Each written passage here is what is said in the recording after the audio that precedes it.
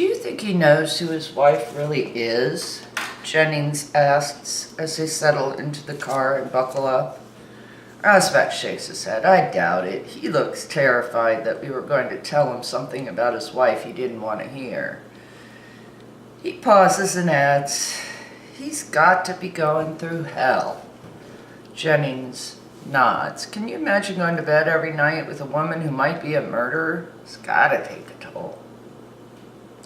Rosbach is frustrated that they haven't been able to find any missing persons who match Karen's profile.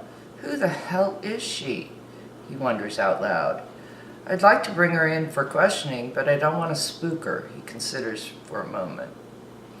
If we had enough to arrest her, we could get her prints and see if we can get an ID that way. We know she's involved somehow, but the evidence we have against her now isn't enough.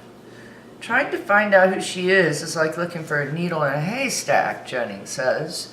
You know how many people disappear in this country every year? Rosbach raises his eyebrows at him. I was speaking rhetorically, of course, Jennings adds.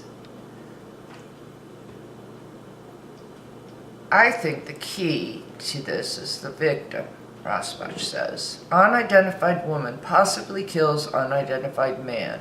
Who are these people? Organized crime? Witness protection? Could be, I don't know. But if we can ID either one of them, I think we'll be able to ID the other. He's quiet for a moment. She knows, Rosbach says thoughtfully as they pull into the station. He adds, let's ask her to come in. We'll be low-key about it. Karen gets into the shower, allowing herself to cry while the water pours over her. She doesn't want to flee. She doesn't want to leave Tom, but that might be her only option if things go south really quickly. After a while, she pulls herself together because she has to. She just can't go to pieces. Even if it looks really bad right now, it doesn't necessarily mean the police are going to be able to build a case. She needs to talk to Jack Calvin again without her husband. She needs to know what her options are.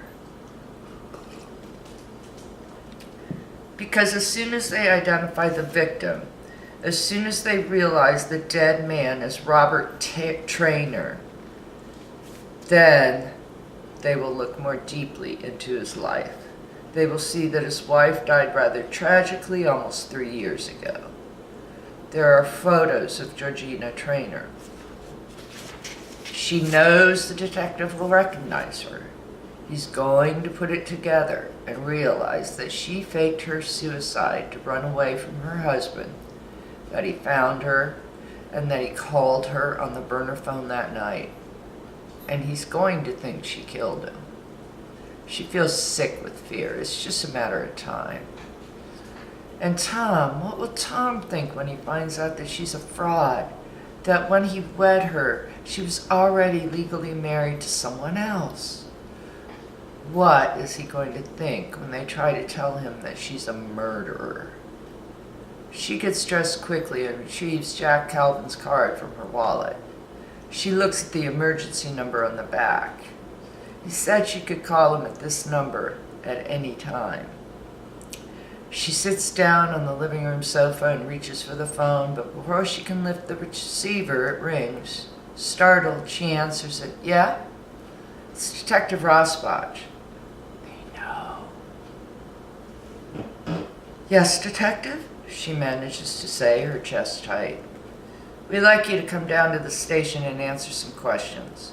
Completely voluntary, of course. You're not obligated to do so. For a moment she freezes. What should she do? Why? She asks. We have a few more questions, he repeats. Have you identified the man who died? She asks. Not yet, the detective says. Her pulse races. She doesn't believe him. Fine. When would you like me to come? She tries to keep her voice casual so you won't know how terribly frightened she is. Anytime this afternoon would be fine. Do you know where the police station is? He tells her where to find him, but she's not listening. After she hangs up, she walks briskly into the bedroom and hurriedly starts packing a bag.